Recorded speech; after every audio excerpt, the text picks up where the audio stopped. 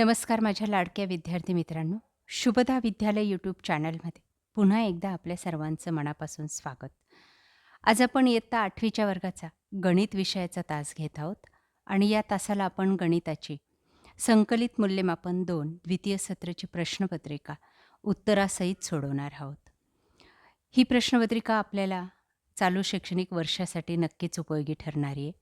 मित्रांनो, यासारख्या मराठी, इंग्लिश, हिंदी, विज्ञान, समाजशास्त्र या विषयांच्याही प्रश्नपत्रिका आपल्याला हव्या असतील द्वितीय सत्राच्या, तर त्या पाहण्यासाठी डिस्क्रिप्शन बॉक्समध्ये दिलेली प्लेलिस्ट अवश्य पहा.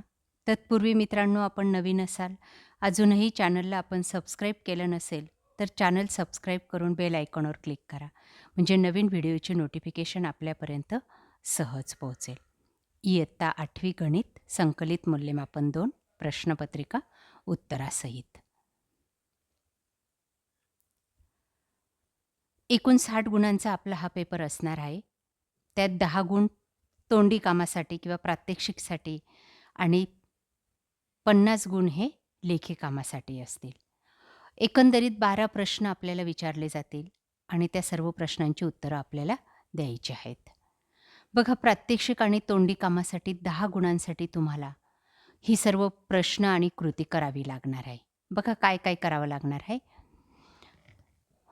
व्यवस्थित ऐका आणि यांची उत्तरं आपल्या वहीत लिहून ठेवा. बघा, प्रात्यक्षिक कामासाठी आपल्याला 2 प्रश्न दिले जातील. पहिल्या प्रश्नामध्ये आपल्याला विचारलं जाईल की एखादा आलेख कागद घ्या आणि त्या आलेख कागदाचा समलंब चौकोन काढून त्याच्या चौकटी मोजून त्या चौकोनाचे अंदाजे क्षेत्रफळ काढायचं आहे आणि त्यासाठी सूत्राचा वापर करून पडताळासुद्धा घ्यायचा आहे. त्याला तुम्हाला 3 गुण मिळतील.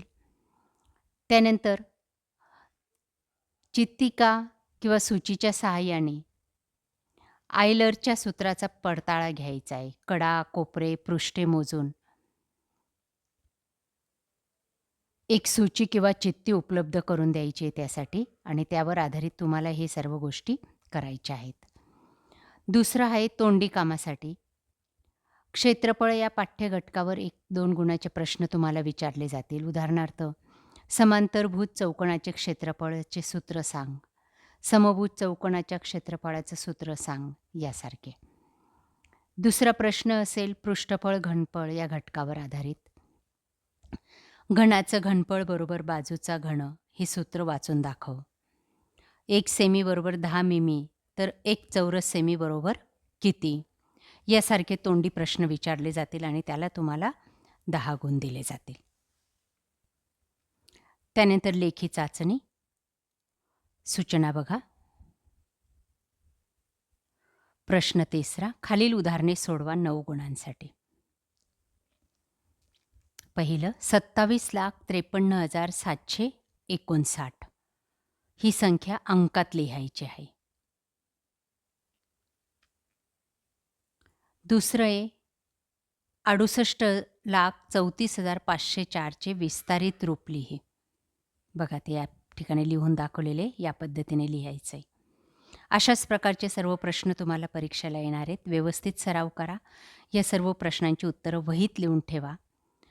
एखादी संख्या अक्षरात तुम्हाला दिली जाईल आणि ती अंकात लिहायला सांगितलं जाईल. एक संख्या दिली जाईल आणि तिचं विस्तारित रूप लिहायला सांगितलं जाईल. ते कसं लिहायचं ते बघा.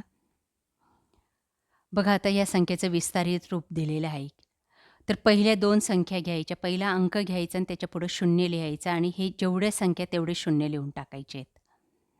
अधिक करायचं आहे, पुढची संख्या घ्यायची, ती पहिली लिहायची आणि पुढच्या जेवढे संख्या तेवढे 0 लिहायचे आहेत.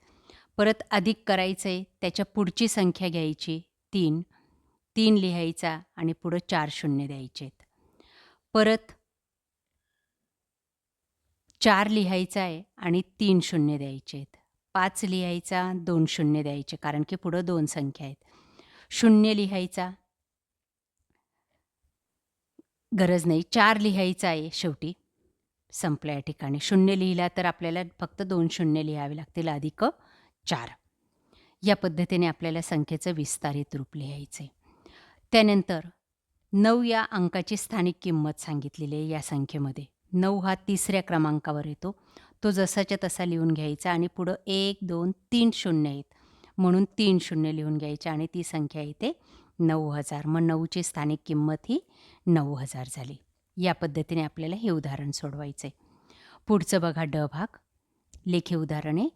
क्रिकेट सामन्याच्या पहिल्या कसोटीची 43,936 तिकिटे व दुसऱ्या कसोटीची 57,916 तिकिटं विकली गेली.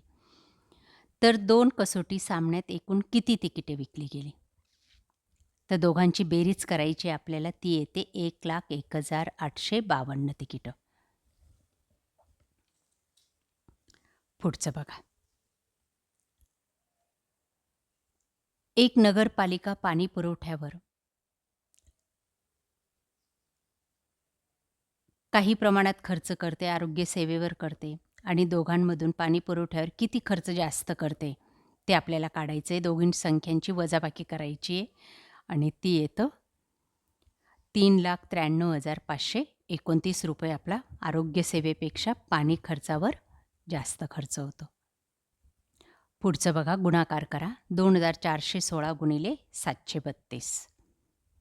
भागाकार करायचा आहे 32,760 भागिले 14. पुढचं चौथं, बहुपदीचा भागाकार करा. भागाकार व बाकी लिहा 4 गुणांसाठी. पहिला भागाकार आहे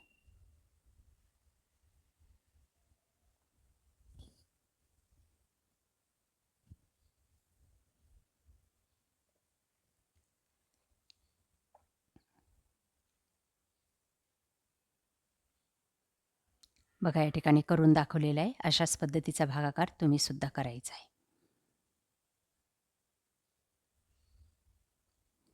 त्यानंतर खाली काही उदाहरणं दिलेली आहेत, ती सोडवायची आहेत आपल्याला 4 गुणांसाठी. पहिलं अ बघा. लेखी उदाहरण आहे. ओ केंद्र असलेल्या वर्तुळाची त्रिज्या 25 सेमी आणि जीवा MP ही 48 सेमी आहे, तर जीवा MPचे केंद्रापासूनचे अंतर काढा.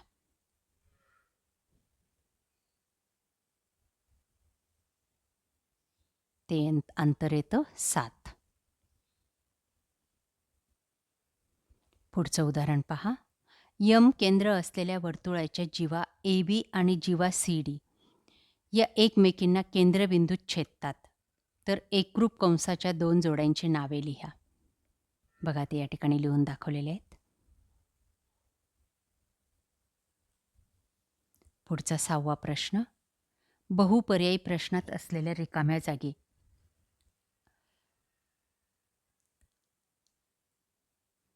योग्य पर्याय क्रमांक दिलेल्या चौकटीत लिहा. बघा, समभुज चौकोनाचे क्षेत्रफळ बरोबर 1/2 गुणिले दोन्ही कर्णांच्या लांबीचा गुणाकार. तिसरा पर्याय बरोबर आहे. दुसरं, समलंब चौकोनाचे क्षेत्रफळ बरोबर 1/2 गुणिले समांतर बाजूंची बेरीज. पहिला पर्याय. दुसरं, वर्तुळाचे क्षेत्रफळ बरोबर r² दुसरा पर्याय. या पद्धतीने उत्तरं लिहायची आहेत. पुढचं बघा, सूत्र पाठ करून ठेवा. असे सूत्र तुम्हाला विचारले जातील. त्यानंतर 7वा प्रश्न, उदाहरणं सोडवा. बघा, समीकरण दिलेले, त्याच्यातली कोणती उकल चुकीची आहे ते आपल्याला शोधायचे. दोन्ही समीकरणं बघायचे. पहिली उकल ही बरोबर आहे, y बरोबर 1 आणि ही दुसरी चुकीची आहे. या पद्धतीने पडताळा घ्या. त्यानंतर ब भाग बघा. एका टेबलाची किंमत एका खुर्चीच्या किमतीच्या तिप्पट आहे. जर एक टेबल एक खुर्ची रुपये 2,400 असल्यास टेबल व खुर्ची यांची प्रत्येकी किंमत काढा. बघा, ती किंमत येते x बरोबर 600.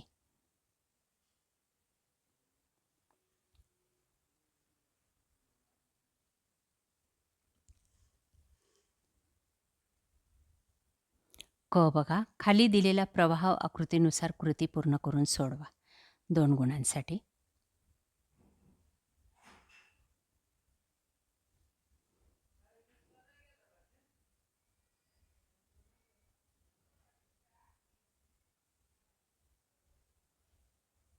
त्यानंतर प्रश्न 8वा, खाली दिलेली उदाहरणं सोडवा 6 गुणांसाठी.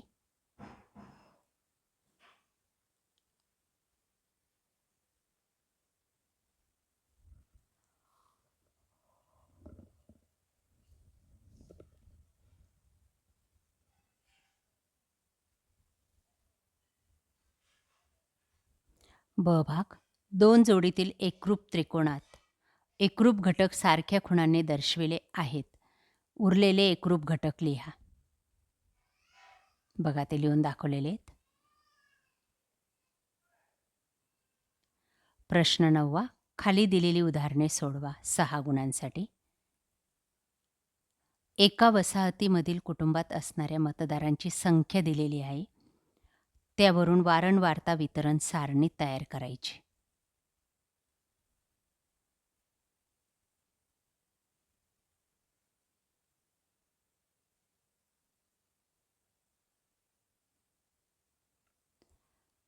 ब भाग, दिलेल्या माहितीचा मध्य काढण्यासाठी सारणी पूर्ण करा 3 गुणांसाठी.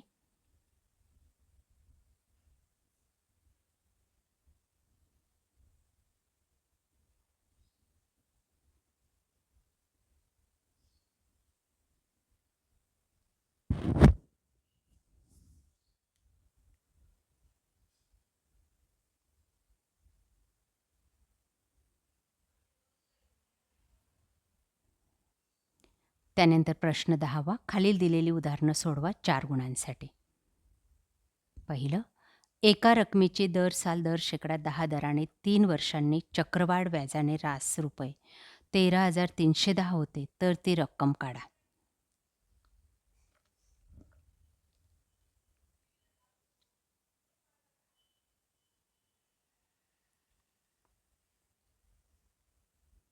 बघा ती येते 10,000 रुपये. पुढचं उदाहरण, आज एका गाडीची किंमत 8 लाख आहे. गाडीच्या या किमतीत दरवर्षी 2% घट होते, तर 2 वर्षानंतर गाडीची किंमत किती राहील? 7,68,000.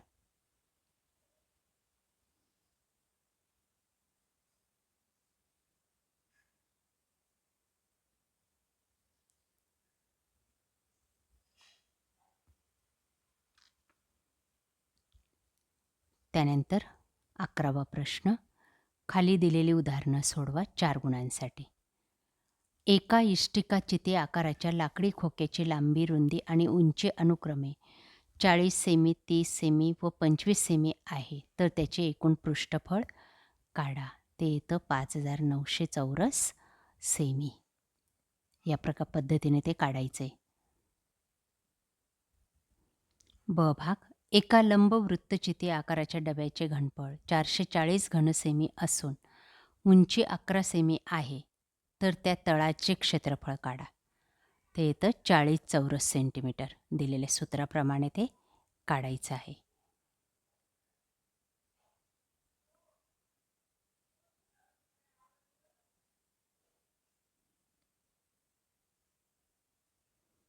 त्यानंतर शेवटचा प्रश्न, स्तंभालेखाचे निरीक्षण करून प्रश्नांची उत्तरे लिहा 4 गुणांसाठी.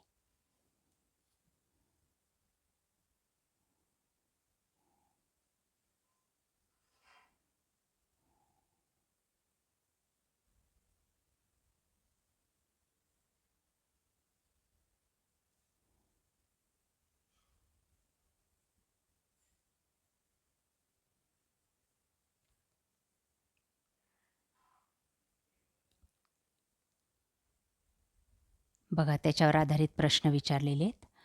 क तुकडीमध्ये एकूण विद्यार्थी संख्या किती आहे? 50. बघा कसं काढलं हे, अतिशय सोपं आहे. ही क तुकडी आणि इकडं 50, त्याच्यावर पट्टी ठेवायची, इथं क तुकडीची संख्या येते. ब तुकडीमध्ये मुलींची संख्या किती आहे? 30 मुले आहेत. बघा आता ब तुकडी कुठे आहे? ही. मुलींची संख्या कुठं दाखवलेली आहे? काळ्या रंगाने. मग ही मुलींची संख्या किती? ब तुकडीची एकूण संख्या आहे 50. त्याच्यातले 20 मुलं आहेत पांढऱ्या रंगातले आणि ह्या काळ्या रंगातल्या मुली आहेत 30. म्हणून मग ती संख्या येते 30. कोणत्या तुकडीमध्ये मुलांची संख्या मुलींच्या संख्येपेक्षा जास्त आहे. कोणती तुकडी आहे? बघा इथं मुलांची संख्या जास्त असणारी. ती आहे अ. अ तुकडीमध्ये. कोणत्या तुकडीत एकूण विद्यार्थी संख्या सर्वात जास्त आहे? ती पण तुकडे आहे अ. 60 संख्या आहे.